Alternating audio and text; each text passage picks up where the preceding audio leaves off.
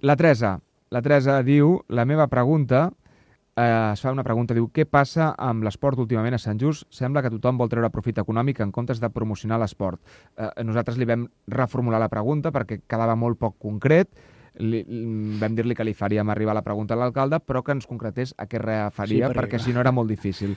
Bé, i ens ha dit que en el futbol de Sant Just sembla que estan més per la preocupació després de les eleccions de qui serà l'amo del camp, més que per donar un servei correcte. Bé, això, òbviament, fa referència, i segurament que l'alcalde n'està assabentat, de la creació d'aquest nou club. De fet, ahir entrevistàvem el nou president, o el president d'aquest nou club, l'Atlètic Sant Just, que vindria a ser, a ells no els agrada que ho definim així, però vindria a ser una espècie de decisió del que és el Futbol Club Sant Just després de les eleccions al PP Palacios. Recordem, es presenta a les eleccions, ho dic per posar antecedents a la ciutadania, amb Jordi Rubio, per aquestes eleccions, em penso que per 2-3 vots, no estan d'acord amb el funcionament, sobretot de l'escola esportiva, i es decideix per part d'un grup de pares del Futbol Club Sant Just dividir-lo, o crear-ne un de nou més que dividir-lo, que es dirà Atlètic Sant Just.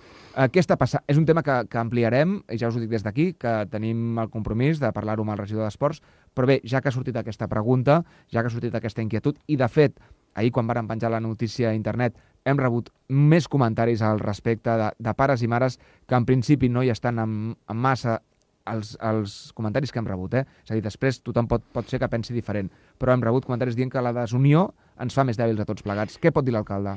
Bé, amb aquesta línia potser contestaré amb la globalitat.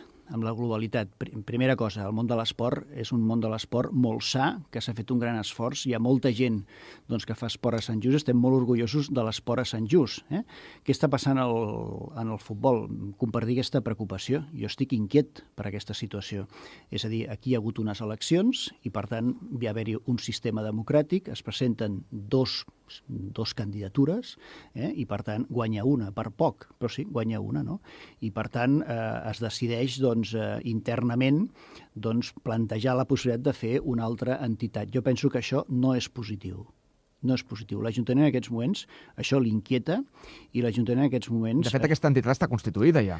Pot estar constituïda, però el qui té la responsabilitat de les instal·lacions i qui és el propietari de les instal·lacions és l'Ajuntament de Sant Just. Per tant, jo penso que això cal parlar-ne, cal, com està fent el regidor, intentar que hi hagi aquesta visió de que dividir potser no és bo i si algú fa les coses malament, posar-les damunt de la taula i que les faci bé.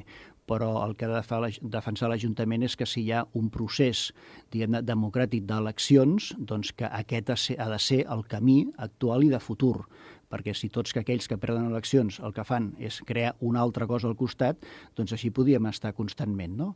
I això no vull dir que no puguem veure aquesta iniciativa de forma raonable, però sí que ens agradaria parlar-ne d'això. Si la pregunta és com ho veig en aquests moments, és a dir, amb inquietud i amb una perspectiva que cal reflexionar, perquè potser aquests pares que us han trucat a Ràdio Esbert, aquesta vessant, també l'entenc perfectament. Dividir, en aquest cas, i Sant Just no és tan gran per tenir diferents clubs en el mateix lloc, no? I espero i desitjo que això es recondueixi absolutament, perquè segurament hi ha mecanismes. Si els que estan fent les coses ara, algú creu que no s'estan fent bé, suposo que els estatuts deu dir, o deu haver-hi algunes clàusules, perquè pugui haver-hi unes eleccions en qualsevol moment, segurament. Però eleccions hem tingut fa un mes. Bueno, no sé el que diu els estatuts. El que succeeix, però, és que...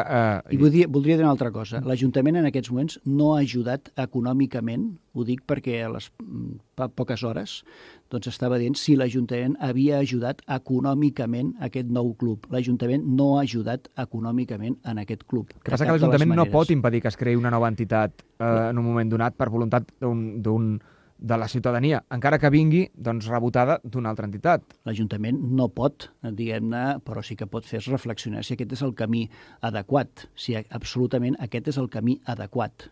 Per tant, sí que pot fer una reflexió al respecte.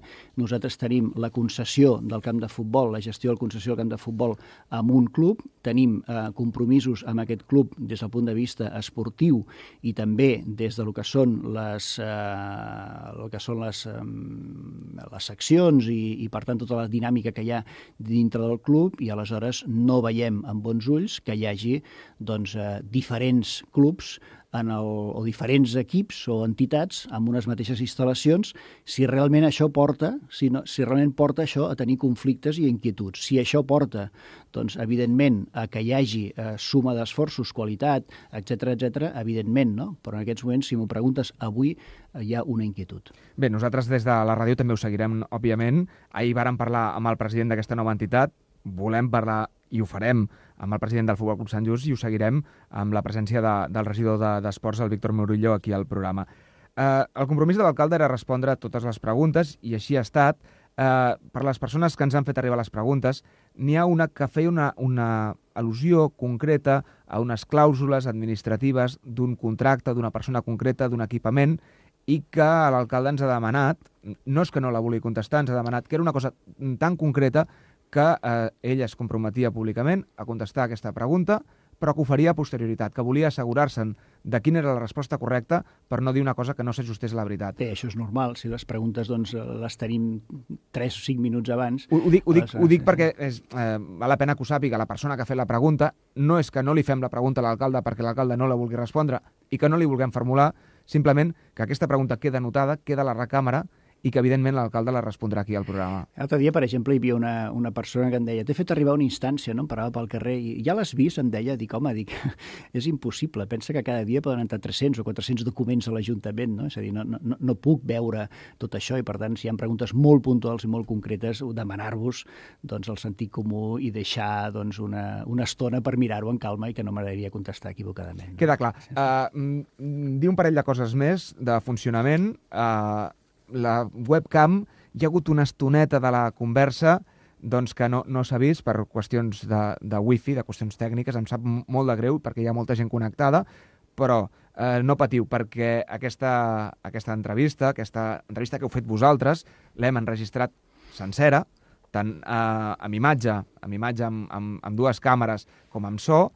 Nosaltres l'editarem, la penjarem a la nostra pàgina web, la penjarem també al Facebook, és a dir, que la podreu escoltar amb tranquil·litat, cada una de les persones que ha fet les preguntes i tothom que li pugui interessar, i ho podrà escoltar amb tranquil·litat i escoltar sense presses. Ja dic per aquesta petita estona, que de debò que també em sap molt de greu que no hagueu pogut sentir en directe per culpa d'aquesta petita errada tècnica.